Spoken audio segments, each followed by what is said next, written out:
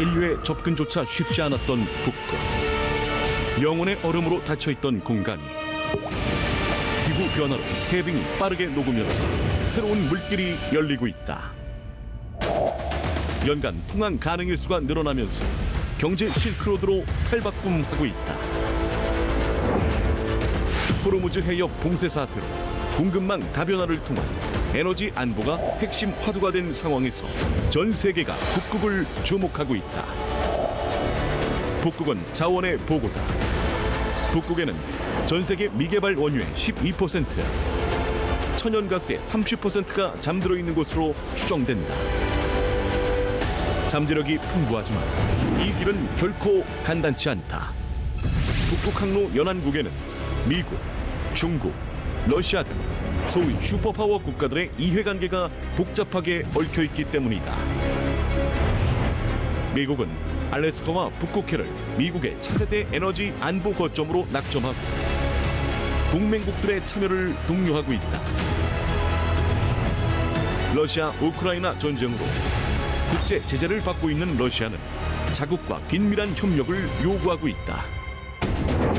슈퍼파워 문제만이 아니다. 북극 지역의 환경 지속 가능 발전 문제를 논의하는 정부 간 협의체인 북극 이사회에는 미국, 러시아를 비롯해 캐나다, 노르웨이, 덴마크, 핀란드, 아이슬란드, 스웨덴 등 8개국이 참여하고 있다. 미들파워 국가들도 극지용 선박 장비 개발, 북극권 자원 개발에 적극 뛰어들며 기회를 찾고 있다. 북극 항로를 선점하기 위한 글로벌 패권 경쟁이 점차 치열해지고 있는 상황에서 대한민국은 실리를 챙길 수 있는 전략을 짜야 한다. 복잡하게 얽힌 국제 질서. 지금 필요한 것은 이를 지혜롭게 돌파할 북극 항로 개척 이니셔티브다. 북극 항로 개척 이니셔티브는 물류뿐만 아니라 조선 산업, 선박 건조에 필요한 금융 등 전후방 산업 발전도 유도할 수 있는 대한민국 미래 성장 동력이다. 글로벌 경제 지형을 바꿀 새 기회. 북극 항로 개척 이니셔티브. 매일경제 TV 개국 포럼에서 지금 시작합니다.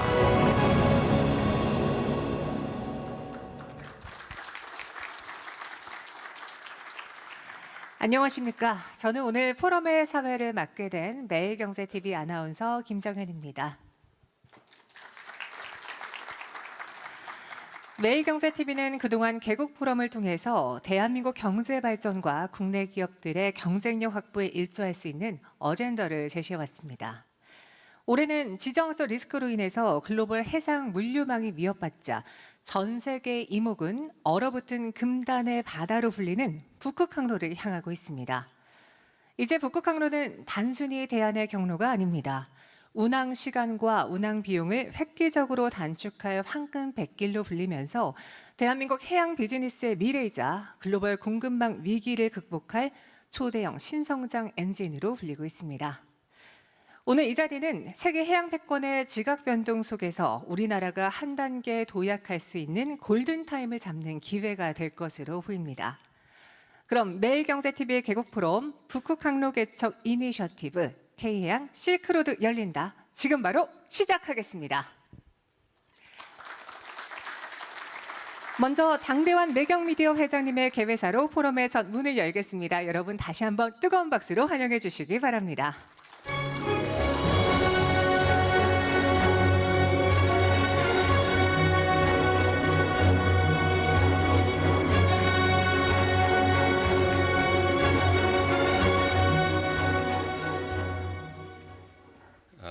이른 아침에 모시게 돼서 죄송스러운 마음도 갖고 있지만 대한민국의 경쟁력은 서울시와 또 주요 도시에서 이런 조찬회가 수십 개가 열리면서 지식 기반 사회로 가고 있다는 것을 자랑스럽게 생각합니다.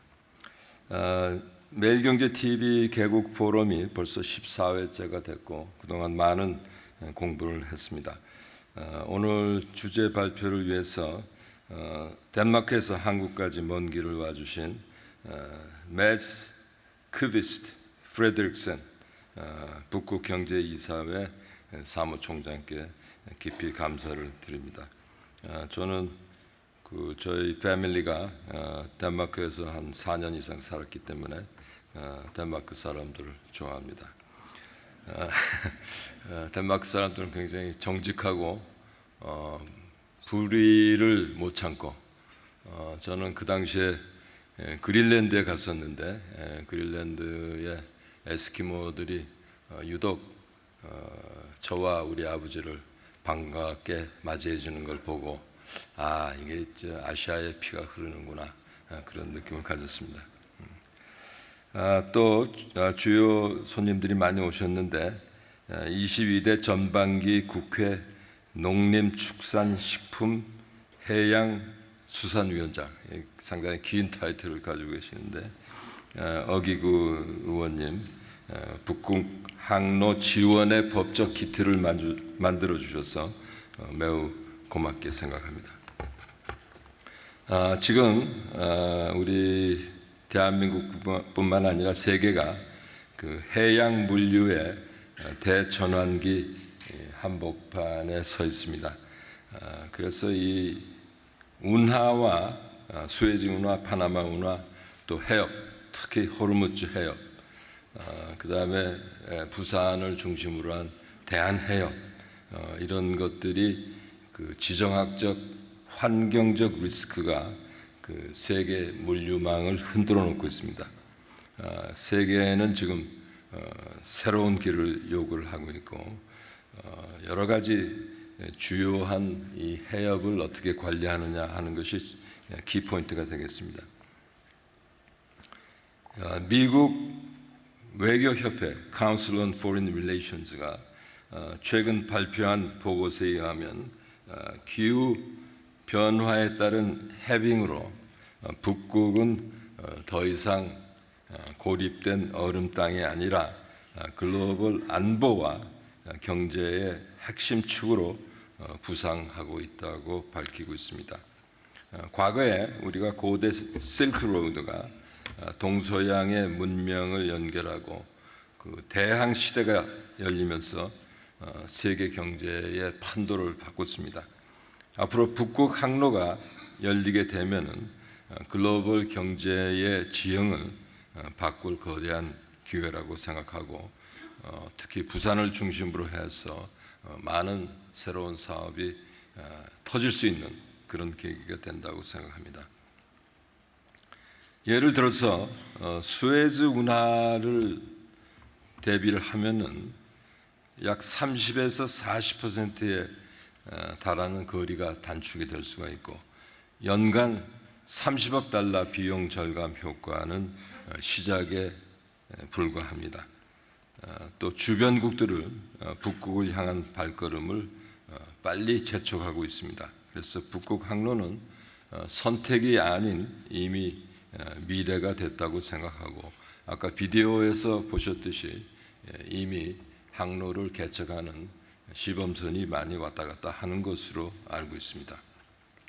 대한민국은 북극해의 연안국은 아닙니다. 하지만은 중요한 그 연결 국가가 될 수 있다고 생각하고 또 대한민국은 조선과 해운, 항만 경쟁력을 갖추고 있고 또 2013년에 북극 이사회 observer 지위를 획득해서 북극권 국가들과 협력 기반을 많이 넓혀왔습니다.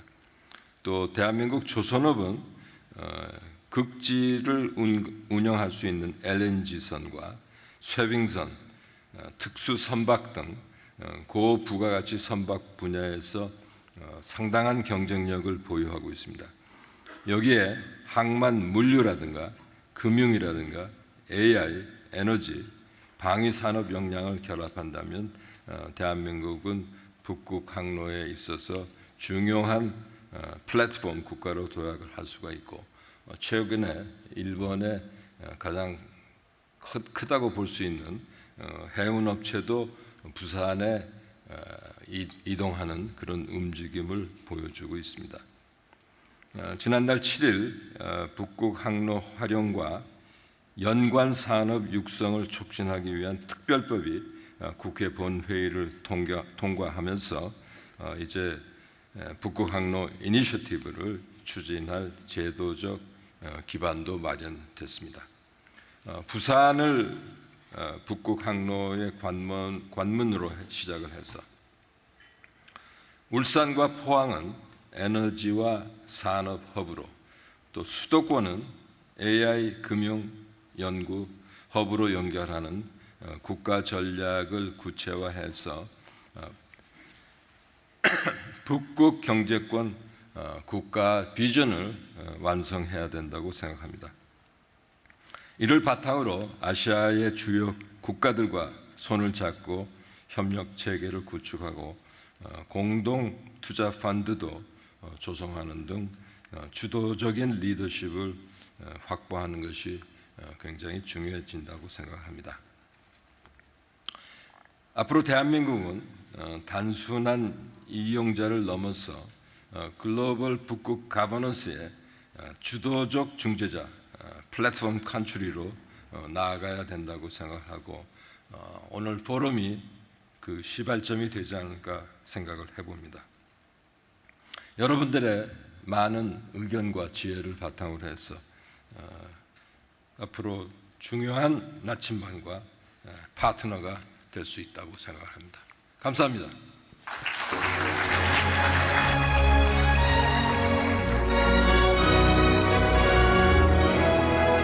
네, 회장님 감사합니다. 이번에는 더불어민주당 어기구 의원님의 축사가 있겠습니다. 어기구 의원님은 22대 국회 전반기 농림축산식품해양수산위원장으로서 북극항로 지원의 법적 기틀을 마련해 주셨습니다. 여러분 큰 박수로 맞이해 주시기 바랍니다.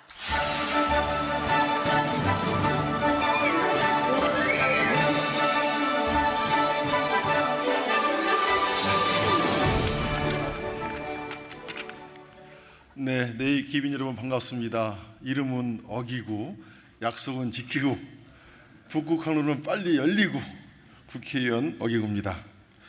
오늘 북극항로 개척 이니셔티브 K해양 실코드로 열린다라는 주제로 개최되는 제14회 매일경제TV 개국 포럼을 진심으로 축하드립니다. 포럼을 마련해 주신 매경미디어 장대환 회장님과 매일경제TV 관계자 여러분, 그리고 함께해 주신 조선 해운업 관련 전문가 여러분들께 깊이 감사드립니다. 지금 세계는 거대한 변화의 한가운데 서 있습니다.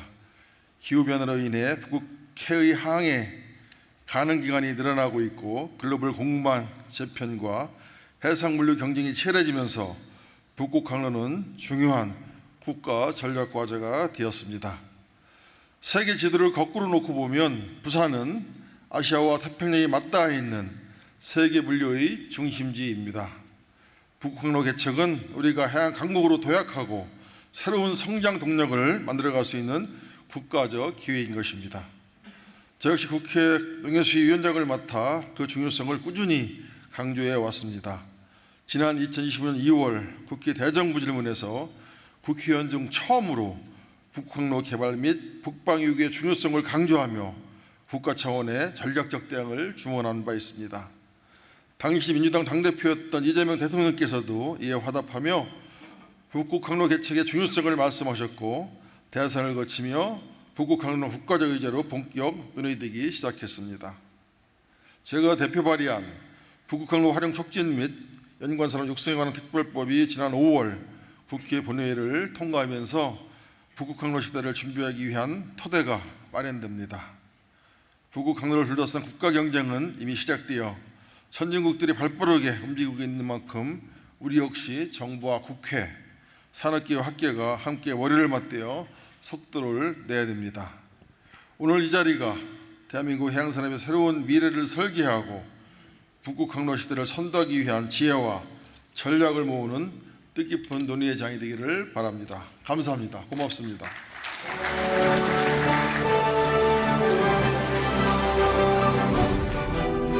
네, 의원님 다시 한번 감사드립니다. 그럼 이제부터 본격적인 주제 발표를 진행해 보도록 하겠습니다. 먼저 오늘 주제의 첫 번째 발표자는 북극경제이사회 사무총장을 맡고 있는 메즈 크비스트 프레드릭센입니다. 덴마크 출신의 국제경제협력 전문가로 북극 항로를 포함한 북극권의 지속 가능한 비즈니스 기회를 확대하고 또 국내외 주요 기관 및 기업들 간의 민간 경제 협력을 강화하는 가교 역할을 해오고 계십니다.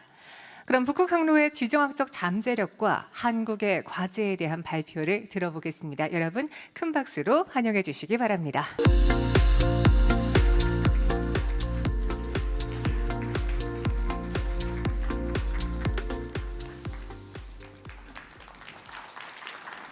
Welcome. My name is Mads Fredriksen. What you see behind here is from Tromsø, where the headquarters of my organization is, the Arctic Economic Council. Because today I will speak about the Arctic, and I will mention three things. I will mention one is, I will say, why is it that everyone is suddenly talking about the Arctic? Number two, I will talk about what are the business opportunities. And number three, I will talk about some of the challenges, because it's not always easy. And I will say I've been coming to Korea for many years. I've been working closely with Korea Maritime Institute. I've been working closely with KOBRI, the Polar Research Institute. And I know that Korea has a lot of plans and ambitions. But I also know that there's a lot of information that we don't know. So this is what I'm planning to speak about today. First, a quick introduction. The Northern Hemisphere is home to 85% of the world's population, and the Arctic Ocean really connects it all. Still, there's not too much shipping there today. We hear a lot about all these ships in the Arctic, but it's still a very, very small number, around 1,800 ships that are sailing around in the polar cold area. But the Arctic is still home to 4 million people. We heard about the 8 Arctic states. Norway, for example, 10% of the population lives in the Arctic. We heard about Greenland, the largest island in the world. In the old days, more than 1,000 years ago, the Vikings would sail across the Arctic, and not for tourism, not to see Northern Light, but to trade. So trading in the Arctic has happened for 1,000 years. In the future, the trading routes will look like this. Some of them will be easier to navigate, some of them will be more difficult to navigate. Some of them have political challenges, others have more logistic challenges. But this will be the potential sea routes in the future. If we look at the numbers today for the Northern Sea Route, this is the one along the coast of Russia, we see that it's still very small numbers, and they are not increasing very rapidly. These ships are primarily Russian ships today. There are very few Chinese companies operating there, but the numbers are very small. That's the key point. But there will be more trade in the future. And why is that? There will be more trade because if you look inside of this circle, there are more people living inside of this circle than outside of this circle. They need fish, they need energy, they need raw materials that you can get from the Arctic region. So increasing trade will happen. We also know increasing temperatures is happening. Temperatures in the Arctic rise 3 times faster than anywhere else on the planet. And then we have increasing tensions. We all know in the news that more and more people are talking about the Arctic. And Prime Minister Carney from Canada, he also talked about the Arctic in his speech in Davos.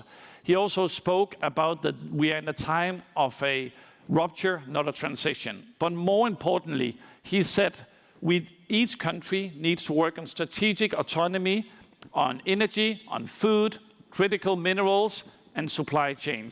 And this is where the Arctic comes into the picture. So what is it that we are exporting from the Arctic region? Of course, we have tourism and the Northern Light, but there are 3 main exports. Number 1 is seafood. 97% of export from Greenland is seafood. Second largest export from Norway is seafood. This is from northern Norway, where we harvest the salmon, then mackerel, then we export, for example, to Korea. And if we look at the most common vessels across the Arctic region, The most common vessel is a fishing vessel. The vessel sailing the longest distance is a fishing vessel. And the vessels driving traffic growth is fishing vessels. So it's really the main export. Number 2 is raw materials.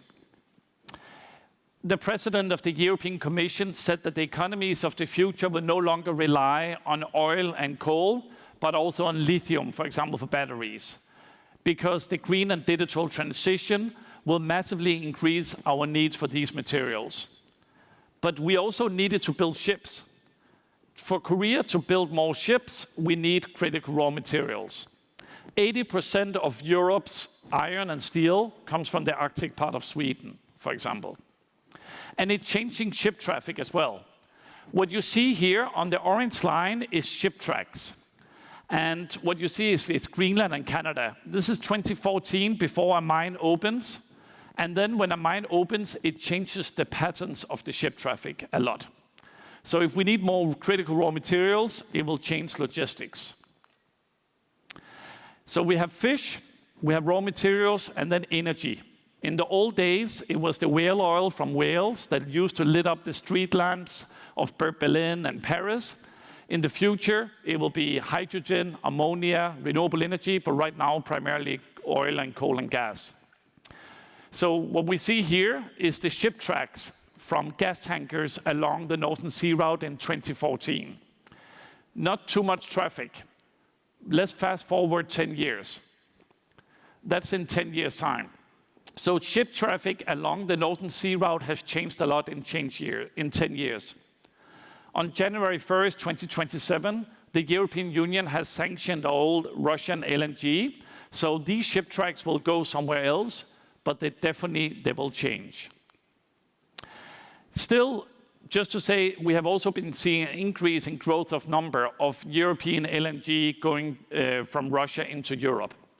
And this has happened in the past 4 years, no matter what geopolitical tensions there has been. But it's not only in Russia we're talking about energy.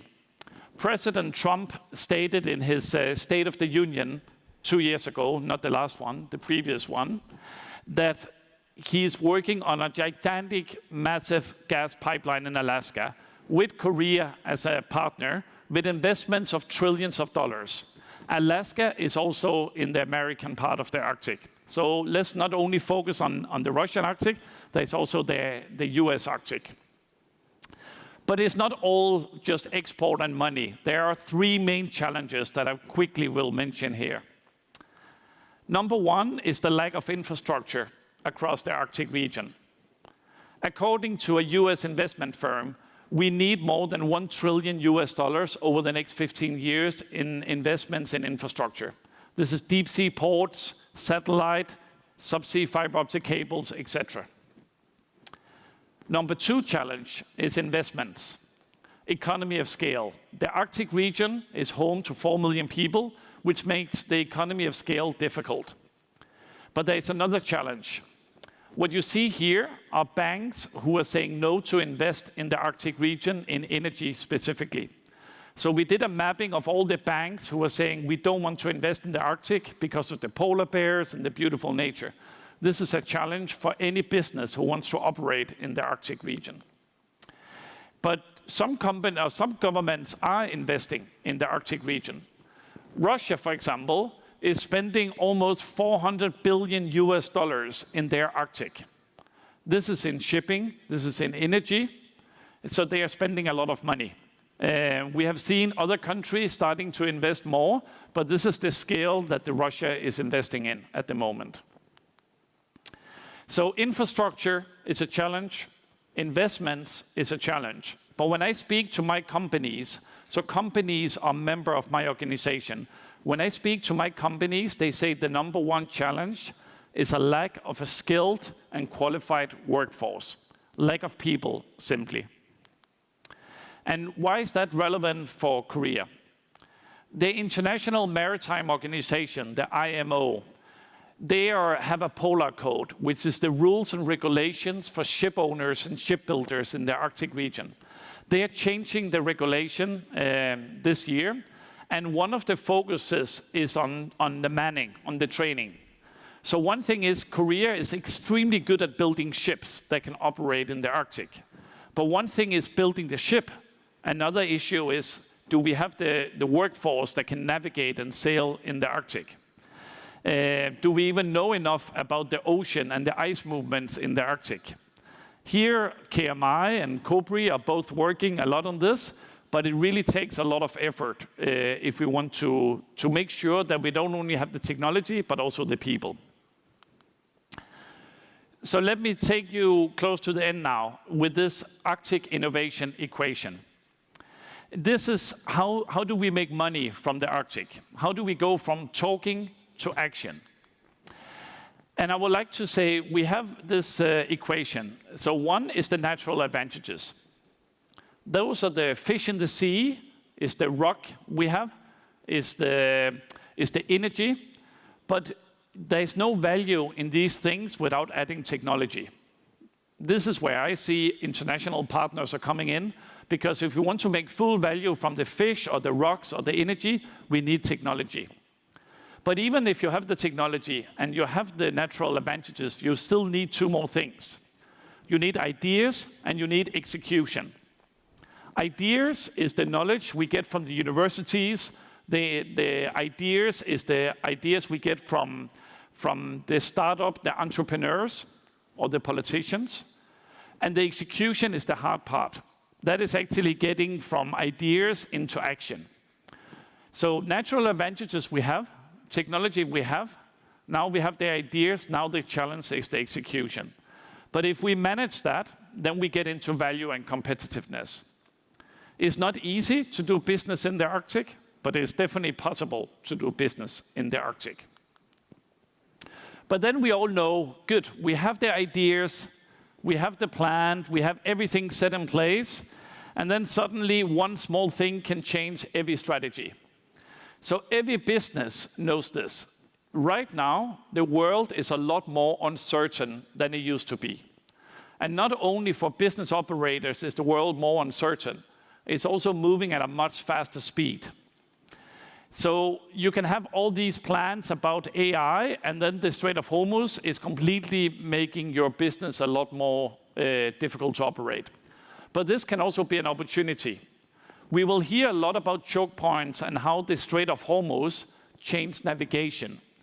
This actually might change the navigation that people are going to look to the Arctic. The same happened when the Ever Given ship was blocking the Suez Canal, or when the climate change led to a drought of the Panama Canal, that suddenly people were looking to the Arctic. And then finally, my final point is, then where do you start? If you're a Korean business and you want to do business in the Arctic, how do you start? Yes, you got local partners in Korea, you got the embassies, the Arctic member states, embassies here, but it all comes down to trust. Because business in the Arctic happens at the speed of trust. And that's the fastest way to do any business. We are not that many people, 4 million people, and there has been a history for many years of people just coming up, taking resources and leaving. Now it's a lot more about partnerships. So I'm very happy that this initiative has been taken for this meeting today, so we can build up trust, we can build up relationships, and I hope to continue the dialogue. So if any of you wants to work more with the Arctic, please do reach out to the Arctic Economic Council. Please do work with the Arctic Council, and also work with the institutions that are already there. KMI, COBRI, the Ministry of the Ocean and Fisheries. There's a lot of institutions who has been in the Arctic for many years and who has a good relationship with all of us. So my final comment is the Arctic is rich on fish, on energy, raw materials. The challenges were lack of investments, lack of infrastructure, lack of qualified people, but it is still possible to do business there. 감사합니다.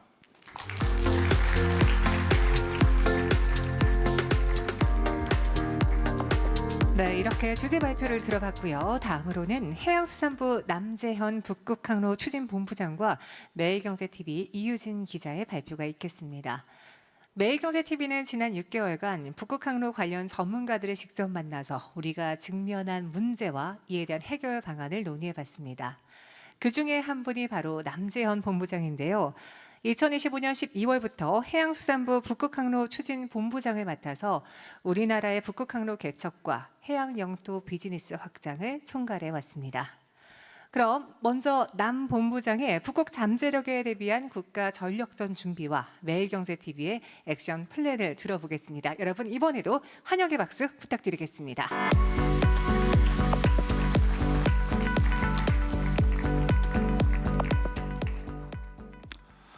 안녕하십니까. 해양수산부 북극항로 추진본부장 남재헌입니다. 오늘 북극해의 막대한 잠재력에 대비하기 위한 우리나라의 추진 전략에 대해서 말씀드리겠습니다.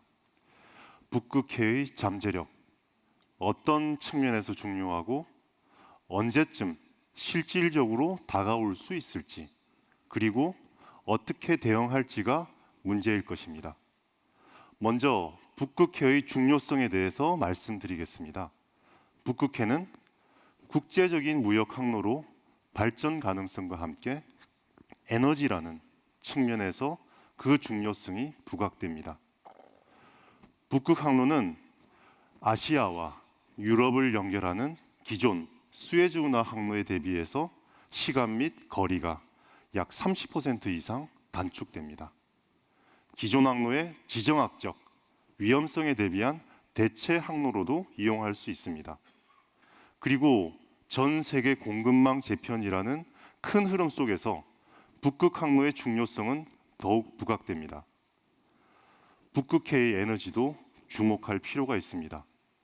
미발견된 천연가스의 30%, 원유의 12%가 북극해에 매장된 것으로 추정됩니다. 그리고 북극해에서는 친환경 연료 사용이 의무화됩니다. 친환경 선박의 등장은 그린 벙커링 및 연관 산업에 대한 새로운 비즈니스의 기회로 연결이 됩니다. 하지만 북극해가 열리기까지 아직도 많은 시간이 필요합니다. 북극 항로는 하절기에만 운항 가능한 바닷길입니다. 항로의 수심 등으로 선박의 크기도 제한이 됩니다. 그리고 대로 경제 제재 등 외교적 문제도 고려해야 합니다. 하지만 우리나라는 북극해의 중장기 미래 가치에 대비하여 체계적으로 준비하고 있습니다. 먼저 북극 항로 활용을 위해 총 4단계의 중장기 로드맵을 마련하고 단계적으로 대응해 나갈 계획입니다. 우선 시범 운항을 통해 상업 운항에 대비하겠습니다. 중형 선박을 투입해서 아시아와 유럽을 오가는 항로를 검증하고 선사의 경험, 노하우 확보, 극지 해기사 양성과 함께 하물별 비즈니스 모델도 마련하겠습니다. 2030년부터는 상업 운항을 본격화합니다. 5,000 TEU급 컨테이너선 투입과 함께 운항 기간도 연중 4에서 5개월로 늘어납니다.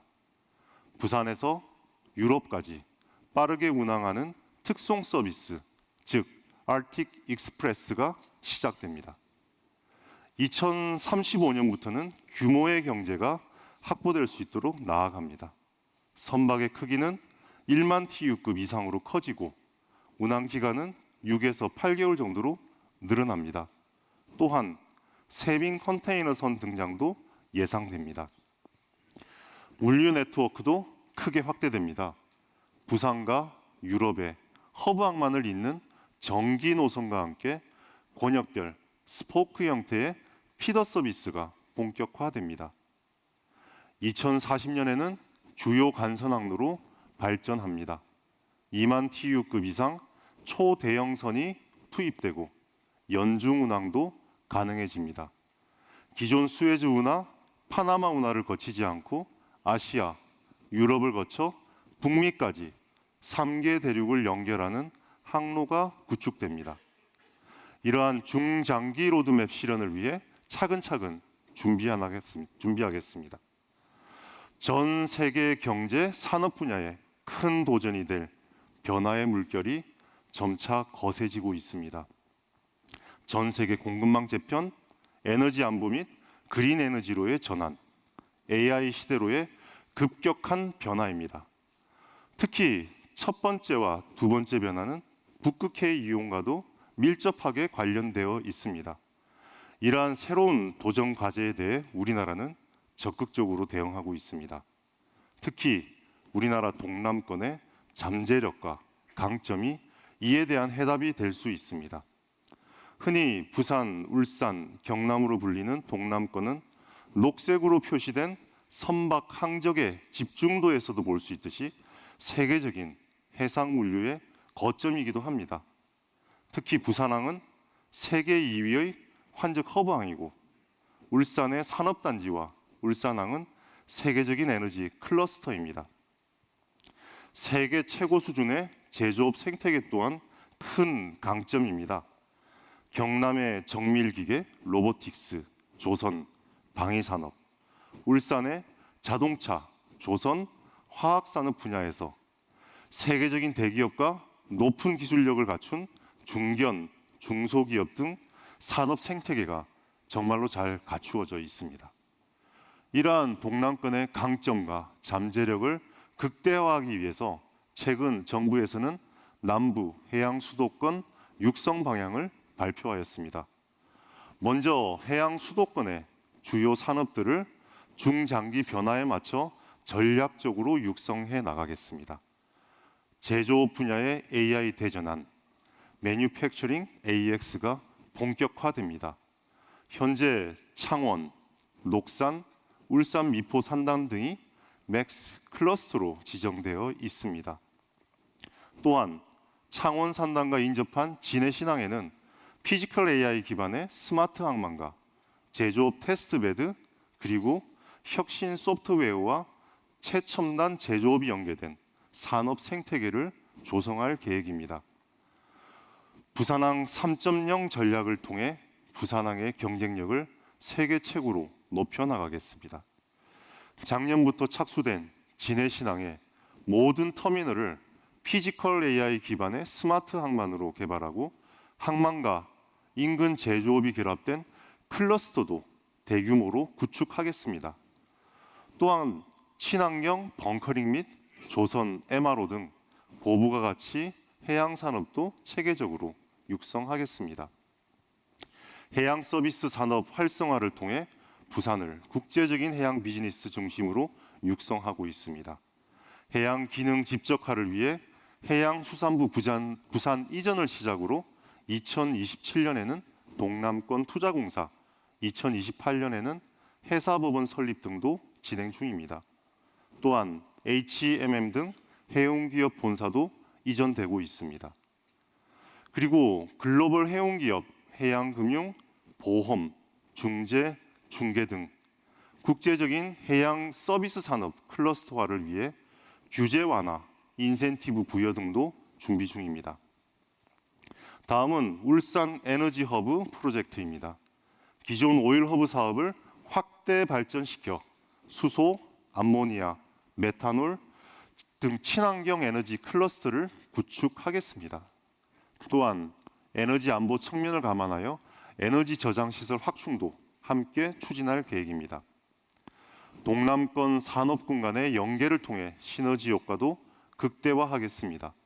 해양 수도권이 글로벌 공급망의 핵심 거점으로 자리매김할 수 있도록 항만과 제조업 기능이 결합된 클러스터를 구축하고 항만, 공항, 철도가 유기적으로 연결된 트라이포트를 통해 복합 물류 거점의 경쟁력도 확보하겠습니다.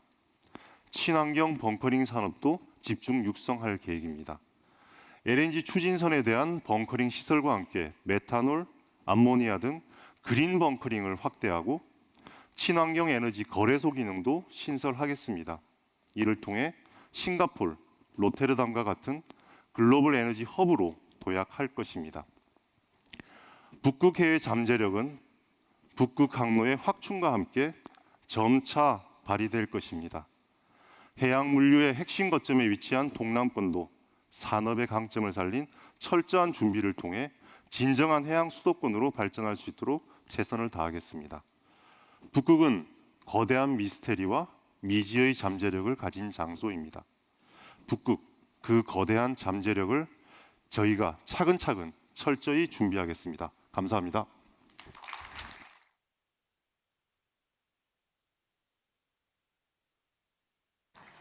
말씀해 주신 것처럼 정부의 북극 항로 청사진은 나왔습니다.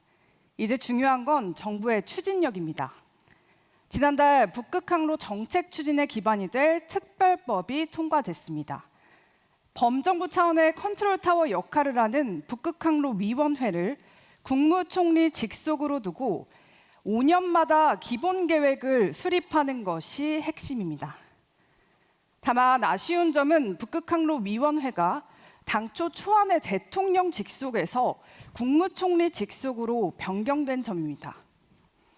북극항로 위원회를 대통령 직속으로 격상하는 것을 적극 검토해야 합니다. 북극항로 정책의 추진력을 잃지 않도록 기본 계획을 잘 설계해 대한민국의 미래 성장 동력이 될 수 있도록 해야 합니다. 무엇보다 북극항로는 국제 협력이 중요합니다. 최근 호르무즈 사태에서 경험했듯이 한국은 공급망 다변화가 시급한 상황입니다. 한국뿐만 아니라 전 세계도 북극을 주목하고 있습니다. 특히 아시아 국가들의 움직임이 분주합니다. 호르무즈 해협을 통과하는 원유와 천연가스의 80% 이상이 아시아로 향하는 생명선이기 때문입니다. 이에 매일경제는 북극항로 정책을 단순히 국내 이슈가 아닌 원아시아 어젠다로 추진할 것을 제안합니다. 이재명 정부는 최근 일본과 에너지 안보 협력에 나섰는데 이런 공통의 이해관계를 기반으로 밸류체인 메이커 리더십에 대한 공감대를 확보할 수 있습니다. 이런 원아시아 어젠다 추진에는 마중물 성격의 재원 확보가 필수입니다. 그래서 저희는 북극항로 개척과 북극 자원 개발에 맞춤형 정책 금융을 제공할 원아시아 펀드 조성을 제안합니다. 현재 반도체 초과 세수를 어떻게 활용할지에 대해서 많은 논의가 있습니다. 이 자금의 일부를 북극항로 펀드로 검토해야 합니다. 질문 하나 드리겠습니다. 오는 9월 북극항로 시범운항 공모에 몇 곳이나 응모했을까요? 정답은 단 한 곳에 불과합니다. 경제성에 대한 우려 때문이겠죠. 마중물 재원이 필요한 이유가 여기 있습니다. 원아시아 펀드는 민간을 끌어들여 투자 선순환 구조를 만들 촉매제가 될 수 있습니다. 투자 수익률이 제고되면 아시아 국가들의 참여로 이어질 것입니다. 우리가 북극항로를 이야기할 때 흔히 떠올리는 것은 배입니다. 하지만 진정한 상업운항 시대를 열기 위해선 단순히 배만 잘 만드는 국가에 머물러선 안 됩니다. 세계적인 경쟁력을 갖춘 K조선 기술을 앞세워 해운, 항만, 물류, 에너지, 금융을 연결해 북극항로가 단순 운송망이 아닌 산업망이 될 수 있도록 린치핀 역할을 찾아야 합니다. 예를 들어 미국 알래스카에서 채굴한 원유와 가스를 한국으로 가져와 가공한 뒤 다시 아시아 전역으로 수출하는 허브 비즈니스를 할 수 있습니다. 이런 비전을 실현하는 것은 결코 쉬운 일은 아닙니다. 북극항로는 단순한 물류가 아닌 외교와 금융, 산업이 모두 결합된 국가 전략이기 때문입니다. 그래서 북극항로 이니셔티브는 대통령이 직접 챙겨야 합니다. 매일경제는 북극항로 이니셔티브가 반드시 성공할 수 있도록 오늘 제시된 액션 플랜을 시작으로 정부와 민간은 물론 국제사회와 적극 소통하며 지속적으로 정책 제언을 이어가도록 하겠습니다. 감사합니다.